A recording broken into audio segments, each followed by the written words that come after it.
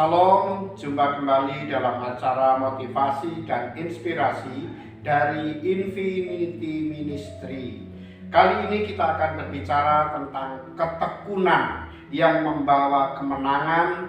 Nas firman Tuhan terdapat di dalam 1 Korintus pasal yang ke-15 ayat 58. Karena itu, saudara-saudaraku yang kekasih, berdirilah teguh, jangan goyah, dan giatlah selalu dalam pekerjaan Tuhan. Sebab kamu tahu bahwa dalam persekutuan dengan Tuhan, jerih payahmu tidak sia-sia. Rasul Paulus mengingatkan kepada jemaat, orang-orang yang dikasihi Tuhan, orang-orang yang sudah diselamatkan dan ditebus oleh darah Yesus, bahwasanya kemenangan dan keselamatan itu sudah dinyatakan dan diberikan kepada orang-orang percaya.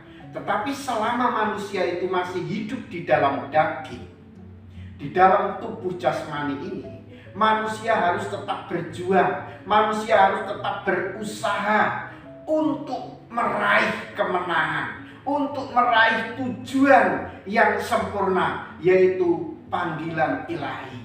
Karena itu Paulus mengingatkan senantiasa untuk jemaat tetap berdiri teguh, kokoh, tidak goyah, dan giat selalu di dalam pekerjaan Tuhan. Inilah yang dimaksud dengan suatu ketekunan. Kenapa? Sebab tanpa ketekunan tidak ada satu keberhasilan. Tanpa ketekunan orang susah untuk meraih kesuksesan. Apalagi di dalam iman, di dalam perjuangan rohani, dibutuhkan senantiasa ketekunan. Menjadi begitu penting di dalam kehidupan orang percaya. Sebab dengan ketekunan orang akan menjadi teguh hati dan kuat di dalam iman, dengan kokoh di dalam satu pengharapan, yaitu panggilan akan Tuhan Yesus Kristus, panggilan akan keselamatan, panggilan akan pengharapan di dalam Kristus. Dengan tidak pernah berhenti berputus asa, maka orang-orang percaya harus tetap berusaha, berjuang untuk meraih kemenangan iman yang sempurna itu. Itulah sebabnya Paulus mengingatkan kepada jemaat untuk berdiri teguh, untuk tidak goyah, dan giat selalu di dalam pekerjaan Tuhan. Mengapa? Karena tujuan kita jelas, ya.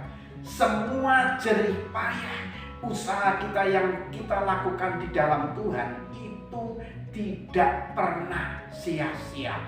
Tuhan pasti memberi kemenangan asal engkau tetap setia, teguh, dan tidak pernah berputus asa. Sebagai contoh, di sebuah kota ada seorang hakim yang lalim, yang tidak takut akan Tuhan, yang selalu mencari kepuasan sendiri. Tetapi di kota itu juga ada seorang ibu janda, yang selalu datang, dengan tidak pernah putus asa, dengan tidak henti-hentinya untuk menyampaikan perkaranya agar perkara dan haknya itu dibela dan diberikan kemenangan. Karena ketekunannya, karena kesetiaannya, karena ketidakputusasaan si ibu janda ini, akhirnya hakim yang lalim ini pun mengabulkan haknya dan membela perkaranya. Sebab pikirnya hakim yang lalim itu, kalau dia tidak diberi kemenangan, kalau atau jangan-jangan ia akan menyerang dirinya. Yesus mengingatkan di dalam Lukas pasal yang ke-18 ayat yang ke-7.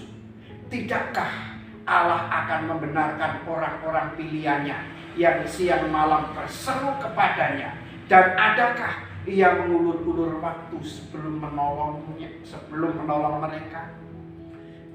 Tuhan akan selalu menolong umatnya yang setiap saat tekun berdoa, memohon dan berharap kepadanya. Apa yang menjadi persoalan dan pergumulanmu, bawalah di dalam doa, nyatakanlah di dalam permohonanmu, yakinlah di dalam imanmu bahwa Tuhan akan menjawab doa-doamu. Dengan tidak pernah putus asa, engkau akan menemukan jawaban dan kemenangan yang dari Tuhan. Tuhan Yesus memberkati.